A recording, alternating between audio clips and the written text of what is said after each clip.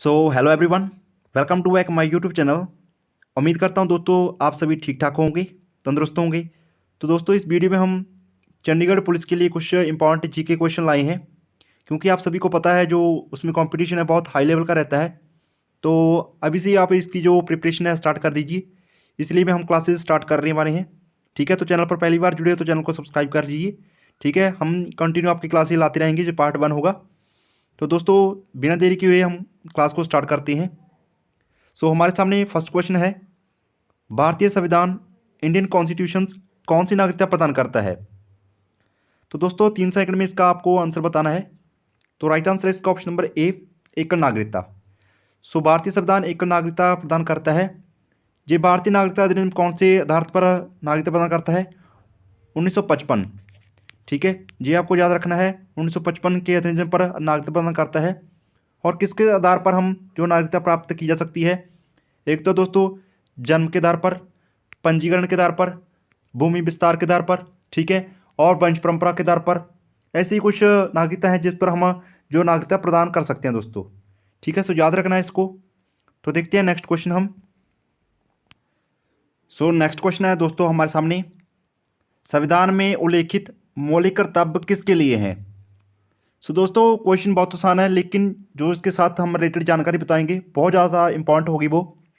तो इसका बिल्कुल आसान क्वेश्चन दोस्तों ये है सभी नागरिकों के लिए। ऑप्शन नंबर बी बिल्कुल राइट आंसर है इसका।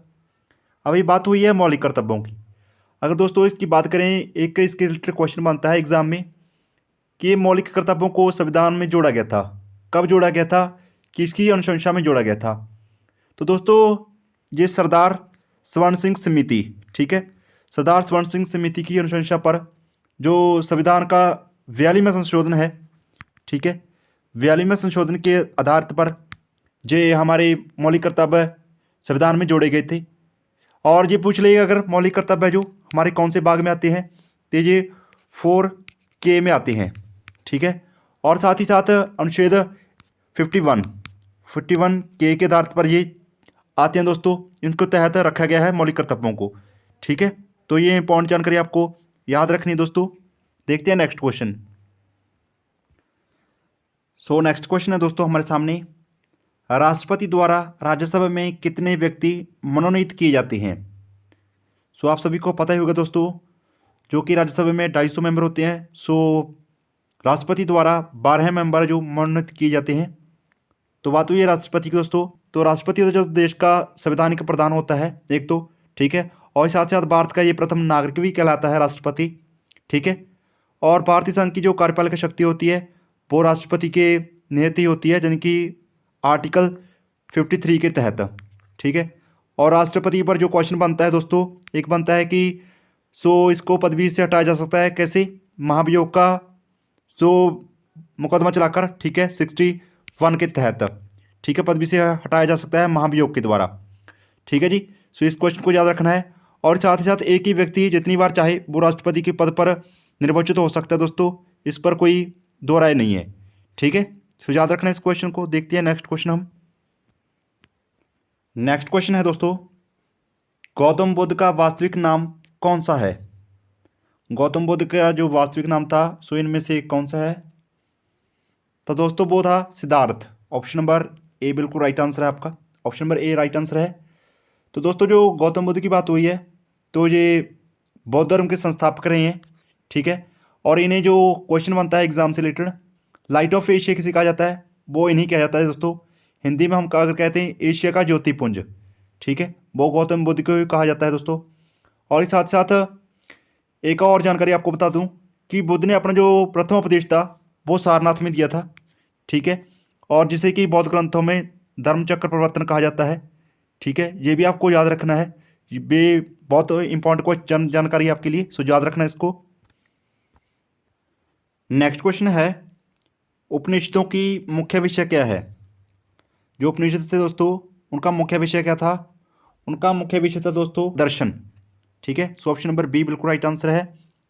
उपनिषद दोस्तों इसकी बात हुई है तो इसकी जो कुल संख्या है वो है 108। ठीक है, 108 है जो उपनिषद हैं। और इसके साथ ही अगर पूछ लें तो महापुराणों की संख्या दोस्तों 18। ठीक है, और वेदांग की संख्या कितनी है? वेदांग उसकी है 6। 6 यानी कि उपनिषद हैं 108, ठीक है, महापुराण की संख्या 18 है और वेदांत की संख्या 6 है। सो इनकी संख्या आपको याद रखनी है और इनका मुख्य विषय दर्शन था दोस्तों। ऑप्शन नंबर बी बिल्कुल राइट आंसर है। नेक्स्ट क्वेश्चन है, न्याय दर्शन के प्रतिपादक कौन थे?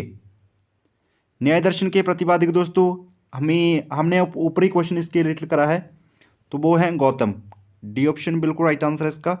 सो न्याय दर्शन के प्रतिपादक हैं गौतम दोस्तों, सो याद रखना इसको।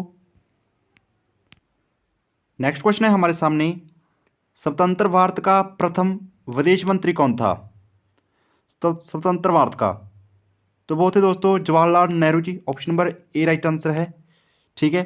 तो दोस्तों जो इनका कार्यकाल था वो 1947 से लेकर 1964 तक इनका कार्यकाल था, ठीक है।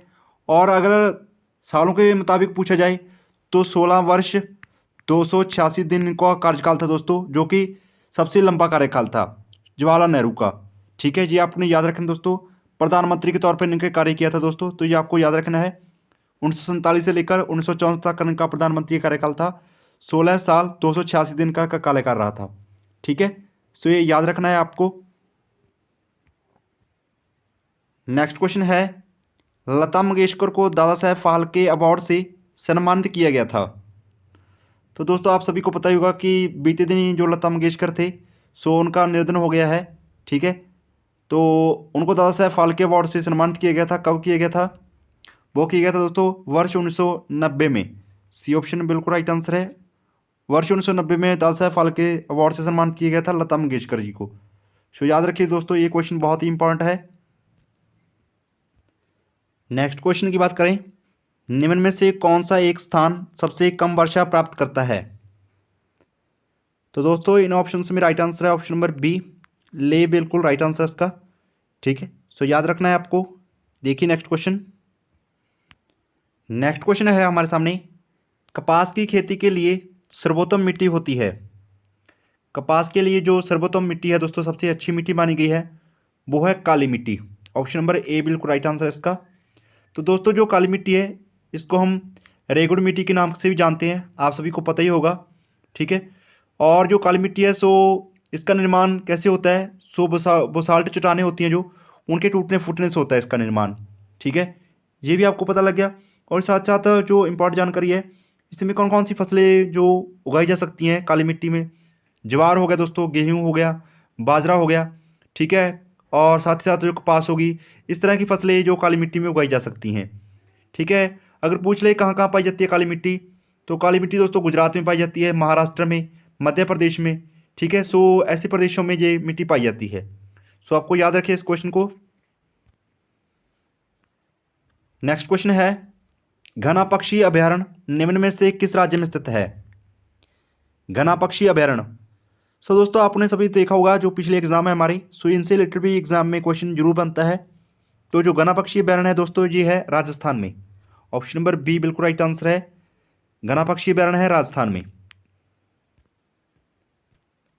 नेक्स्ट क्वेश्चन की बात करें, छत्तीसगढ़ में सर्वाधिक मिट्टी कौन सी पाई जाती है? छत्तीसगढ़ स्टेट में कौन सी मिट्टी पाई जाती है?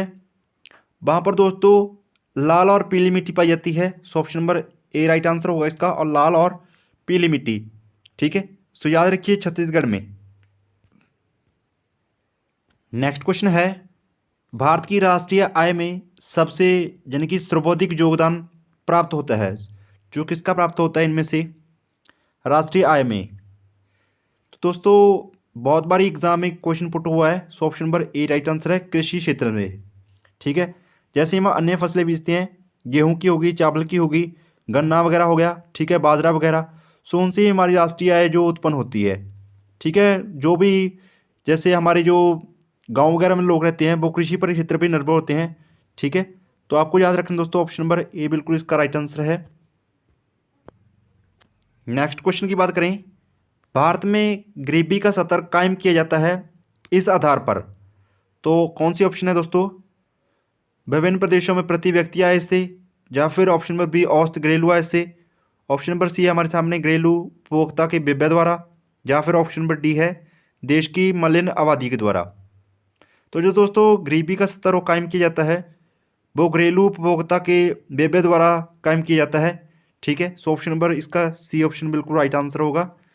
सो याद रखना दोस्तों, ये क्वेश्चन बहुत ही इंपॉर्टेंट क्वेश्चन है जो हम आपको करा रहे हैं। ठीक है, सो याद रखना है। नेक्स्ट क्वेश्चन की बात करें, केंद्र सरकार द्वारा गठित विनिवेश आयोग ने सार्वजनिक क्षेत्र की किस कंपनी के 100% शेयर बेचने की संस्तुति की थी? तो वो दोस्तों कौन सा क्षेत्र था कि कौन सी कंपनी थी? तो वो थी दोस्तों modern food industries. Option number B बिल्कुल राइट आंसर है इसका। ठीक है, मॉडर्न फूड इंडस्ट्रीज, जिसने कि इस कंपनी के साथ 100% शेयर बेचने की संस्तुति पेश की थी, जो कि केंद्र सरकार द्वारा गठित की गई थी विनिवेश आयोग ने। ठीक है, नेक्स्ट क्वेश्चन है हमारे सामने, भारत में हरित क्रांति का सर्वाधिक प्रभाव किस फसल पर पड़ा था? हरित क्रांति दोस्तों आपको पता ही होगा, जो 1966-67 में आई थी। ठीक है, तो इसका सर्वाधिक प्रभाव पड़ा था गेहूं पर। ऑप्शन नंबर ए बिल्कुल राइट आंसर है इसका। ठीक है, गेहूं पर इसका सबसे अधिक प्रभाव पड़ा था।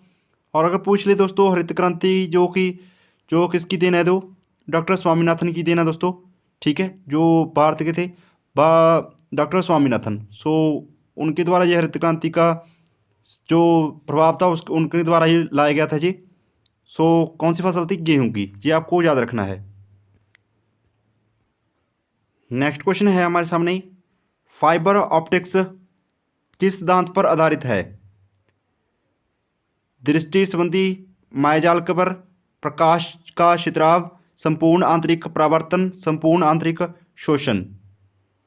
तो ये क्वेश्चन आपने पिछले एग्जाम में भी देखा होगा दोस्तों।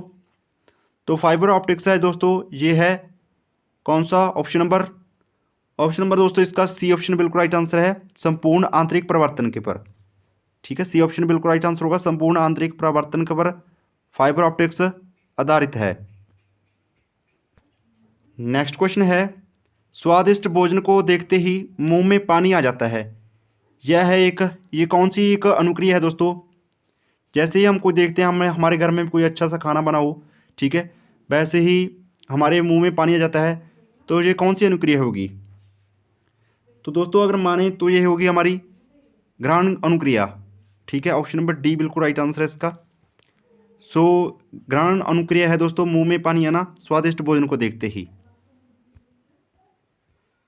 नेक्स्ट क्वेश्चन है, एंटीबायोटिक यानी कि प्रतिजैविक जो एंटीबायोटिक्स क्या होता है दोस्तों? ये क्या है एंटीबायोटिक? तो ये ऑप्शंस दिए हुए हैं दोस्तों, आप पहले वीडियो को पॉज करके इस ऑप्शंस को अच्छी तरह से रीड कर लें। सो एक ऑप्शंस नीचे भी है, डी ऑप्शन है जो। ठीक है, तो एंटीबायोटिक दोस्तों क्या होती है? ये होती है दोस्तों सूक्ष्म जीव द्वारा संश्लेषित रसायन है, जो कि दूसरे सूक्ष्म जीवों से रक्षा करता है। ठीक है, सो ऑप्शन कौन सा होगा? ऑप्शन नंबर बी बिल्कुल राइट आंसर है, सूक्ष्म जीव द्वारा संश्लेषित रसायन है जो कि दूसरे सूक्ष्म जीवों से रक्षा करता है। ठीक है, सो याद रखना ऑप्शन नंबर बी इसका बिल्कुल राइट आंसर है। ऐसे क्वेश्चन एग्जाम में पुट होते हैं जो कि बहुत कंफ्यूज करते हैं। ठीक है, याद रखिए इस क्वेश्चन को। दोस्तों हमारे सामने नेक्स्ट और लास्ट क्वेश्चन है जी, गन्ने में सुक्रोज की मात्रा कम हो जाती है। तो दोस्तों कब होती है गन्नों में सुक्रोज की मात्रा जो कम हो जाती है? ये पूछा गया है। तो कब होती है दोस्तों, कौन सी स्थिति में होती है? ये होती है दोस्तों जब वह पकने की अवधि के दौरान पाला पड़ जाए। ठीक है, जो ठंड होती है ये पड़ जाए तो सुक्रोज की मात्रा जो कम हो जाती है दोस्तों गन्ने में। ऑप्शन नंबर बी इसका बिल्कुल राइट आंसर होगा। ठीक है, सो याद रखना इस क्वेश्चन को भी आपने। तो ये हमारी क्लास यहाँ पर समाप्त होते है दोस्तों। आई होप आपको ये सारी क्वेश्चन जो अच्छे लगे होंगे। अगर वीडियो अच्छी लगी हो तो वीडियो को ज़्यादा से ज़्यादा लाइक करें और इस वीडियो को अपने दोस्तों के साथ ज़्यादा से ज़्यादा शेयर करें। ठीक है, सो इस वीडियो को हम कंटिन्यू रखेंगे और साथ ही साथ जो हमारे अगर कोई इसके रिलेटेड कोई नोट्स आता है, ठीक है, और जॉब्स के रिलेटेड कोई नोट्स आता है तो उसकी हम आपको अपडेट देते रहेंगे इस चैनल पर। तो चैनल के साथ बने रहो दोस्तों और इस वीडियो को अपने दोस्तों के साथ ज़्यादा से ज़्यादा शेयर करें। ठीक है, ऐसे ही हम आपको एग्ज़ाम की प्रिपरेशन कराते रहेंगे। ठीक है जी, सो मिलते हैं नेक्स्ट टाइम नेक्स्ट वीडियो में। तब के लिए okay, thank you, thanks for watching.